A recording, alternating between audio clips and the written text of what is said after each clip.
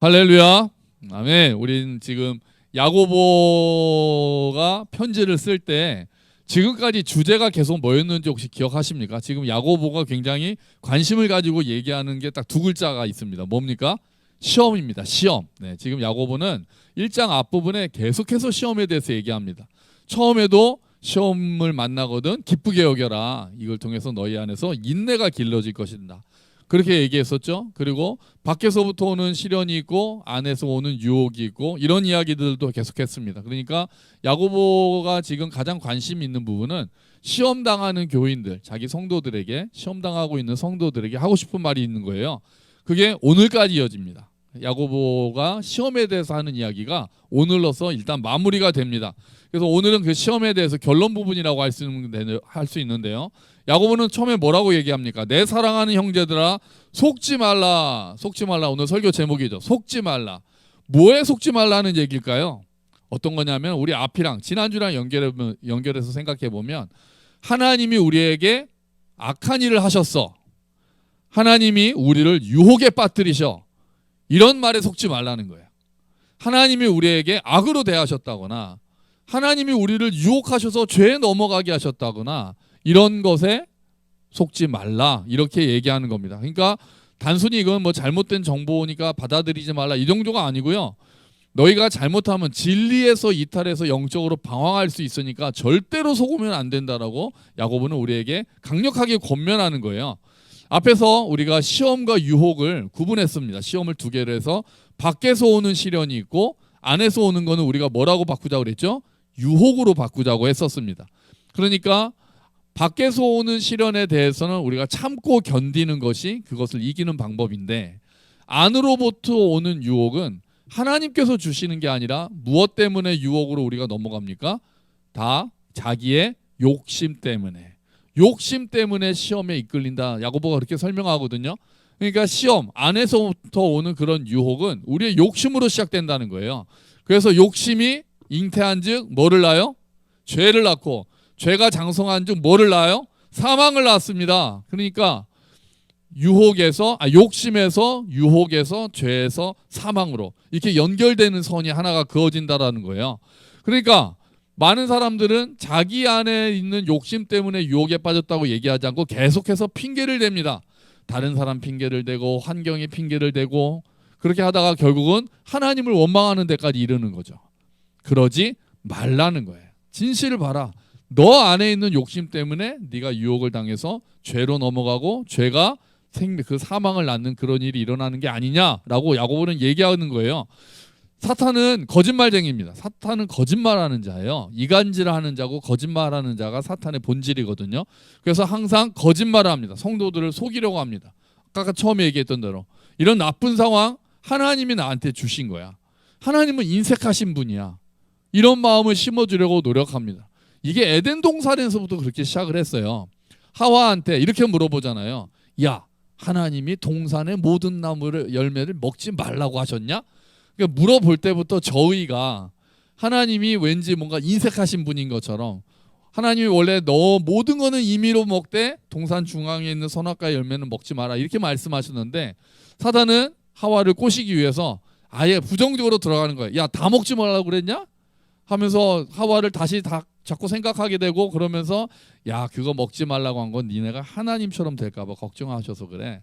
그러니까 뭔가 하나님이 좋은 걸 주기 싫어서 감춰놓으신 분이고 인색하신 분인 것처럼 결국 그 사탄은 계속해서 하와를 유혹을 해서 결국 하와가 그것을 자기의 욕심에 이끌려서 하나님처럼 되고 싶은 욕심에 이끌려서 유혹에 빠져서 결국 선악과를 먹게 하는 거예요. 마귀는 그때나 지금이나 전략이 동일합니다. 환경이 조금만 어려워지면 우리 귀에 야, 하나님이 너 사랑하시지 않아서 그래.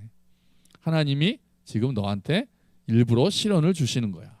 하나님이 그렇게 좋으신 하나님, 언제나 좋으신 하나님은 아니야. 그렇게 우리 귀에 속삭이는 거예요. 그래서 우리가 넘어질 때마다 하나님을 원망하게 만드는 게 마귀의 전략이죠. 내 죄 때문에 넘어졌을 때도 하나님을 원망하게 하고 그 화살을 자꾸 돌리려고 합니다. 이런 말에 뭐 하지 마라? 속지 마라. 야고보는 얘기하는 거예요.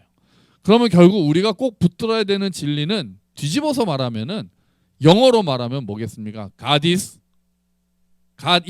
뭡니까? 항상 good. God is good.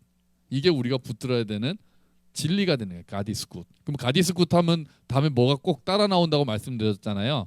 제가 God is good 그러면 뭐라고 해야 됩니까? All the time입니다. All the time. God is good all the time. 반대로 all the time God is good. 이게 우리가 붙들어야 될 진리인 거예요. 이 진리에 굳게 서야 되는 거예요. 물론 때로는 하나님이 시련을 허용하시죠. 하지만 하나님은 그때조차도 시련을 사용하실 때조차도 그 시련을 통해서 우리를 다듬으셔서 우리 안에서 선한 것들이 이루어지게 하시는 거죠. 인내를 이루시고 우리를 더 온전히 이루시게 하기 위해서 시련을 사용하시기도 하는 거예요.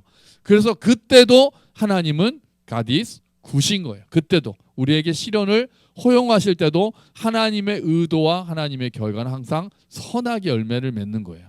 악한 의도를 가지고 우리를 넘어뜨리려고 하시는 것이 아니라 우리를 세우시기 위해서 하나님께서 시련을 허용하실 때가 있다는 거죠.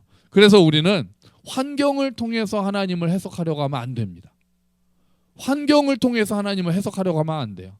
환경이라는 렌즈를 끼고 하나님을 바라보면 안 돼요.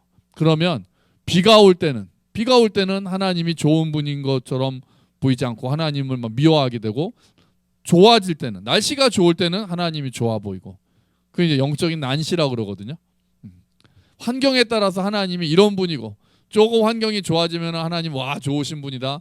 근데 조금 안 좋아지면 그 환경을 통해서 보니까 하나님이 별로 안 좋으시고 선한 분이 아닌 것 같은데, 나에게 뭔가 감정이 있으신 것 같은데, 우리가 그렇게 환경에 따라서 하나님을 해석하는 거를, 그런 렌즈를 가지고 있는 사람을 영적인 난시라고 한단 말이에요. 그러니까 우리가 환경을 통해서 하나님을 보면 안 됩니다. 또 하나 우리가 조심해야 될 게, 감정을 통해서 하나님을 봐도 안 됩니다. 감정은 소중한 거지만 감정은 굉장히, 우리의 감정은 믿을 만한 기준이 될 수는 없는 거예요. 내가 좋다고 그럴 때는 하나님을 찬양하고, 내 마음이 좀 우울하고 내 마음이 좋지 않으면 하나님을 원망하고, 그렇게 우리가 그 감정에 내 믿음의 근거를 두면은 안 되는 거죠.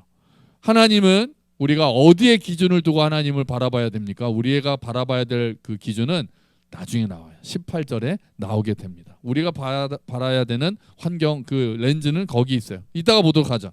자, 속지 마십시오. 하나님은 우리를 망하게 하시는 분이 아닙니다. 하나님은 언제나 우리를 선한 얼굴로 바라보시는 분이세요.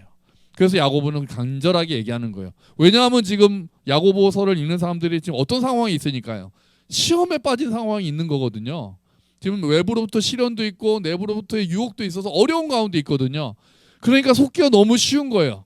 그 야고보가 안타까운 마음으로, 속지 마라. 지금 너희가 어려움에 있는 거 안다. 하지만 그 어려움에 있을 때도 하나님은 너희를 항상 선한 계획으로 이끌고 계신다. 야고보는 그렇게 얘기하고 있는 거예요. 그러면서 하나님은 유혹을 주시는 분이 아니고 죄악을 주시는 분이 아니라, 하나님은 무엇을 주시는 분이냐? 그게 17절입니다. 17절 한번 읽어볼까요? 온갖 좋은 은사와 온전한 선물이 다 위로부터 빛들의 아버지께로부터 내려오나니 그는 변함도 없으시고 회전하는 그림자도 없으시니라. 아멘. 뭐가 내려옵니까? 온갖 좋은 은사와 온전한 선물, 그게 다 내려와요. 하나님으로부터 와요. 위에 계신 하나님으로부터. 인간의 욕망에서 나오는 것은 죄와 사망이라고 그랬는데, 위로부터, 하나님으로부터 오는 것은 온갖 좋은 선물과 은사라고 이야기합니다. 자, 우리가 즐겁게 누리는 것, 우리가 감사하게 누리는 것 다 하나님의 선물입니다. 우리가 건강하다면 그 건강 하나님께서 주신 겁니다. 우리가 좋은 가족을 가지고 있다면 그 좋은 가족 하나님의 선물입니다. 재물이요, 우리가 쓰고 우리가 공급받는 거, 쓸 수 있는 것 하나님의 선물입니다. 환경 하나님의 선물입니다. 이제 꽃이 피기 시작하죠. 이 자연 하나님의 선물이에요. 이 모든 것이 하나님의 선물입니다. 우리가 이렇게 모여서 예배할 수 있는 것 하나님의 선물인 줄로 믿습니다. 우리가 함께 예배드릴 수 있는 지체를 주신 것 하나님의 선물인 줄로 믿습니다. 정말 너무 귀한 선물을 우리가 너무나도 많이 받아서 누리고 있는 거예요. 심지어 때로는 그 선물이 다른 포장지에 쌓여 있을 때도 있어요. 기다림이라는 포장지에 쌓여 있을 수도 있습니다. 고난이라는 포장지에 쌓여 있을 때도 있어요. 그런데 우리가 그 포장지를 보고 하나님을 원망하는 것이 아니라, 믿음으로 그 포장지를 벗겨보면 그 안에 하나님의 선한 선물이 또 들어있는 거예요. 그 안에 우리의 영혼을 정금같이 빚어내는 하나님의 선물이 고난이라는 포장지에 쌓일 수 있을 수 있는 거예요. 칼빈은 이렇게 얘기합니다. 우리가 하나님께로부터 받는 모든 것은 때로는 우리 육신에서는 십자가로 다가올 수 있어도 궁극적으로는 우리의 구원과 유익을 위한 하나님의 선물이다. 이렇게 표현합니다. 때로는 우리의 육신의 입장에서 볼 때는 십자가로 다가올 수 있어도 결국 궁극적으로는 우리의 구원과 우리의 유익을 위한 하나님의 선물이다라고 칼빈은 이야기를 해요. 맞습니다. 그것이 때로는 우리 마음에 들지 않을 수도 있지만 우리의 유익을 위해서 하나님께서 주시는 거예요. 내가 원하는 대로 주시는 건 아니에요. 하지만 나의 성장과 나를 온전하게 하시기 위해서, 나를 구원하시기 위해서 필요한 것은 하나님께서 우리에게 늘 좋은 것을 베푸시는 거예요. 그리고 그 하나님의 성품은요, 변함이 없으세요. 그는 변함도 없으시고 변하지 않습니다. 모든 것은 변한다고 하지만 하나님은 어제나 오늘이나 영원히 동일하신 분이에요. 우리의 사랑은 변덕스럽습니다. 하지만 하나님의 사랑은 변하지 않아요. 기분에 따라서 우리를 대하지 않으십니다. 심지어는 우리의 어떠함이 하나님의 사랑을 좌우하지도 않습니다. 우리가 멀어지려고 하나님의 손을 놓치려고 할 때도 하나님은 더 강한 사랑으로 우리를 꽉 붙잡고 계시는 거예요. 우리가 죄로 인해서 넘어졌을 때도 하나님의 사랑은 동일하게 우리 위에 임하십니다. God is good all the time. All the time God is good. 아멘.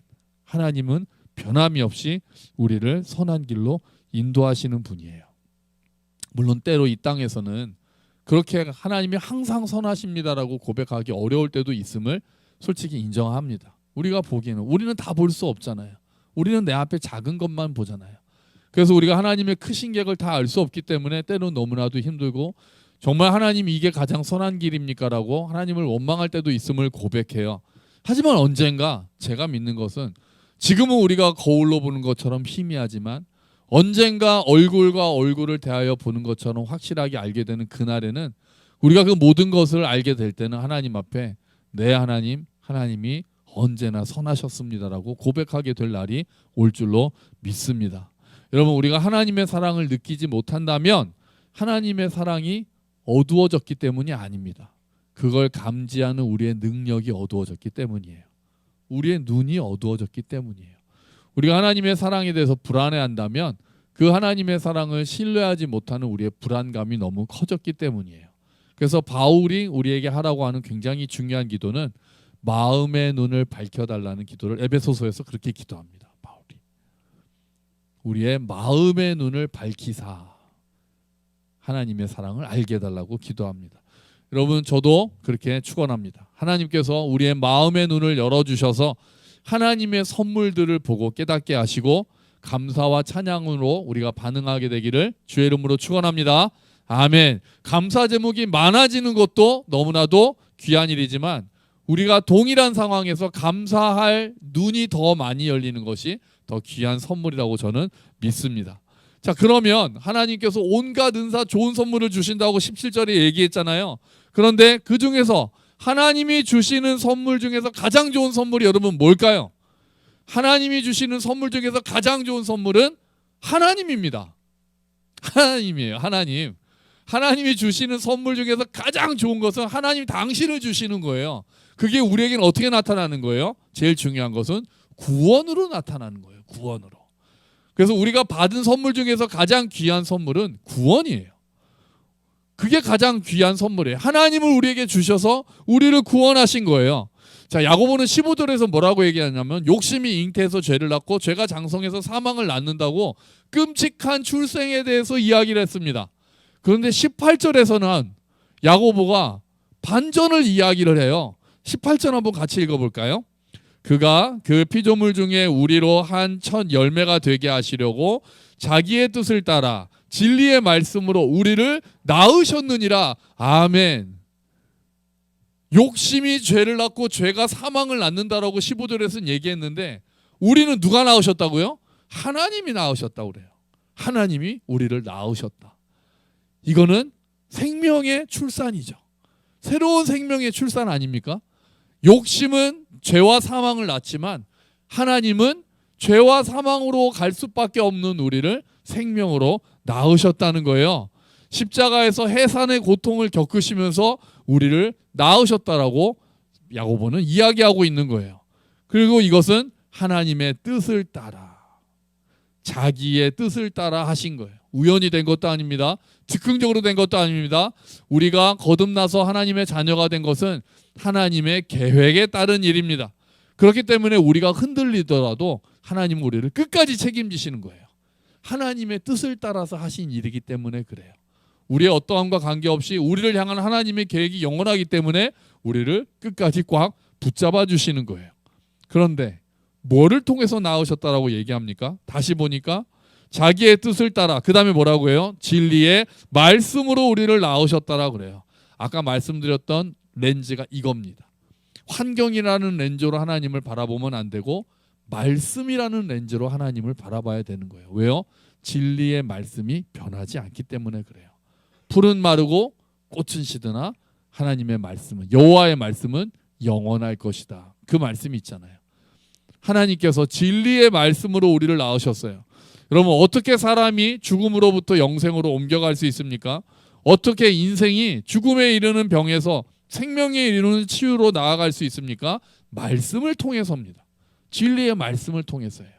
그냥 정보를 전달하는 게 아니에요. 하나님의 말씀은 생명력을 가진 씨앗과 같습니다. 베드로는 그래서 너희가 썩어질 씨로 거듭난 것이 아니라 썩지 않고 영원한 하나님의 말씀으로 거듭났다고 얘기하는 거예요. 그 안에 그러니까 씨예요. 하나님의 말씀은 씨예요. 그 안에 뭐가 들어있어요? 생명이 들어있어요. 생명이. 그래서 그 말씀이 심겨질 때 죄와 허물로 죽어있던 사람 가운데 복음이 전파됐을 때 그 가운데 예수의 생명이 싹을 내서 생명 가운데로 있게 되는 거예요. 죽어있던 영혼의 복음이 떨어질 때 그 안에 있는 생명이 열매를 맺고 그 안에서 싹이 나는 거예요. 하나님이 그 말씀을 통해서 우리 안에 새로운 생명을 잉태시키시는 거예요. 말씀이 썩지 않는 씨입니다. 그 말씀이 우리를 거듭나게 합니다. 거듭난 후에는요, 어떤 일을 합니까? 하나님의 말씀은 이제 영적 양식이 되죠. 그래서 말씀을 통해서 우리가 자라나는 거예요. 하나님의 생명을 계속해서 말씀으로 전달해 주시는 거예요. 말씀을 통해서 생명을 전달해 주시기 때문에 우리가 연약할 때도 힘들 때도 오히려 더 말씀으로 나아가야 되고 하나님의 말씀을 붙들어야 되는 거예요. 그래서 날마다 말씀을 읽자, 말씀을 듣자, 말씀을 묵상하자 하는 것은 하나님의 말씀이, 그 진리의 말씀이 생명의 통로가 되기 때문입니다. 우리가 불안할 때 말씀 앞으로 나와야 되는 거예요. 답답할 때 말씀 앞으로 나와야 되는 거예요. 오히려 더 말씀 앞으로 나와야 되는 거예요. 그런데 18절에서는 그렇게 우리를 말씀으로 낳으신 이유까지 적혀 있습니다. 이유. 왜 우리를 진리의 말씀으로 낳으셨다고 합니까? 그게 앞에 있는 거예요. 피조물 중에 우리로 한 첫 열매가 되게 하시려고.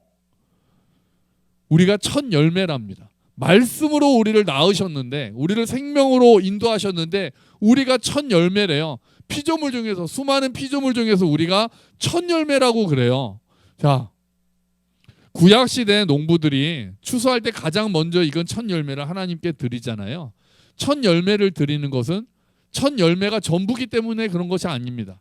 첫 열매를 드린다는 것은 이 나머지도 다 주님의 것이다라는 거거든요.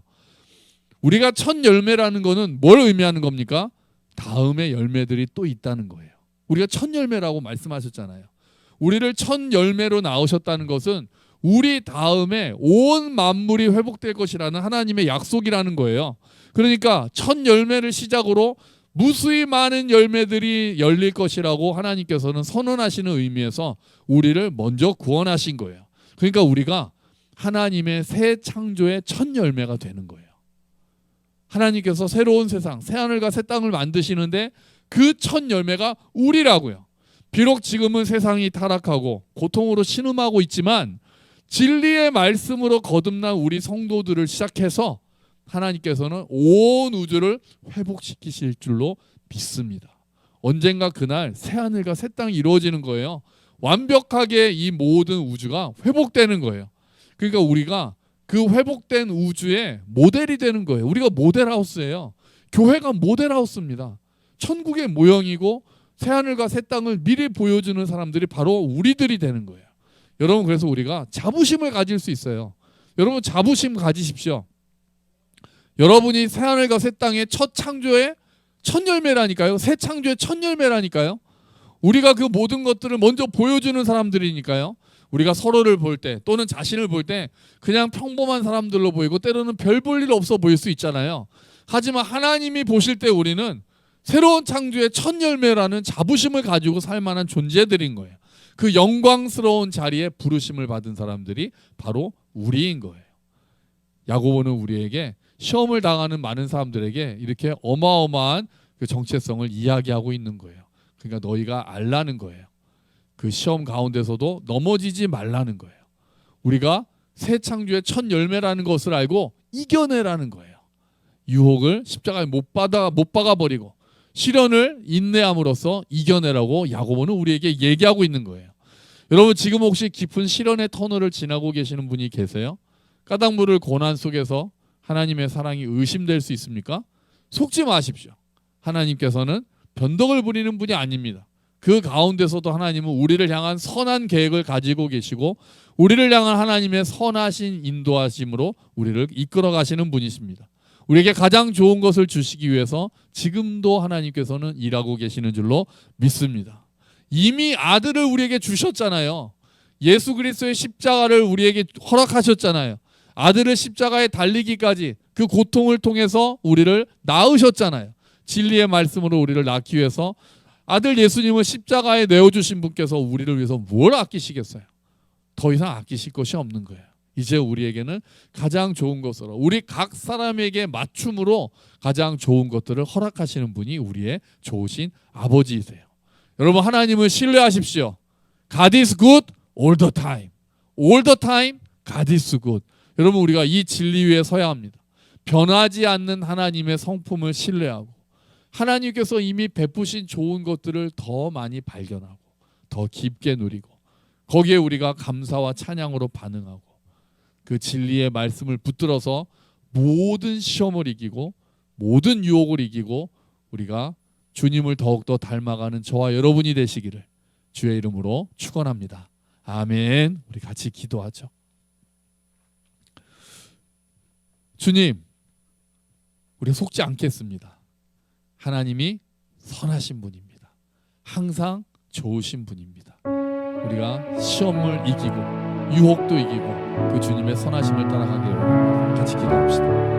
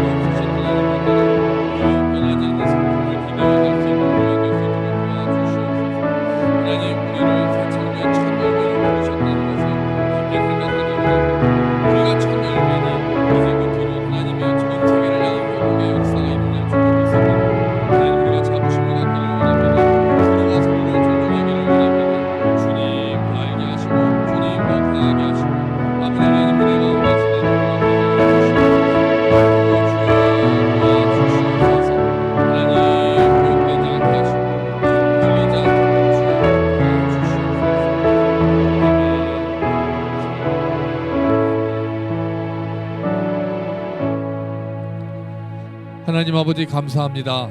주님 속지 않겠습니다. 주님 우리가 선하신 하나님이 선하신 분이고 항상 우리에게 가장 좋은 것으로 인도하신다라는 그 진리 위에 서기를 원합니다. 환경을 통해서 하나님을 보지 않게 하시고 내 감정을 통해서 하나님을 보지 않게 하시고 우리를 낳으신 진리의 말씀 생명의 말씀으로 하나님을 알아가는 우리가 되게 하여 주시옵소서. 말씀 위에서는 우리가 되게 하여 주시옵소서. 시험을 당하고 있는 우리 지체들이 있습니까? 고난 가운데 있는 지체들이 있습니까? 주님 그 시험을 이겨낼 수 있게 하시고 하나님의 선하심을 신뢰하며 그 시험에서 승리하여 인내를 온전히 이루는 우리 지체들이 될 수 있도록 도와주시옵소서. 유혹 때문에 흔들리는 지체들이 있습니까? 하나님 그 정과 욕심을 십자가에 못 박게 하시고 정말 그 유혹을 이겨냄으로써 하나님께서 우리에게 이루고자 하시는 것들을 이뤄가는 우리가 되게 하여 주시옵소서. 변함없는 하나님, 회전하는 그림자도 없으신 하나님, 어제나 오늘이나 영원히 동일하신 하나님을 믿고 신뢰함으로 그 하나님 더 신뢰하고 의지하며 나아가는 우리가 되게 하여 주시옵소서. 하나님 우리를 새 창조의 첫 열매로 부르셨으니 감사합니다. 우리를 통해 새 창조를 시작하신 하나님께서 이제 온 우주를 구원하실 날을 우리가 바라봅니다. 새하늘과 새 땅을 바라보며 오늘 어려움을 이겨내는 우리 모두가 될 수 있도록 주님 도와주시옵소서. 예수 그리스도의 이름으로 기도합니다. 아멘.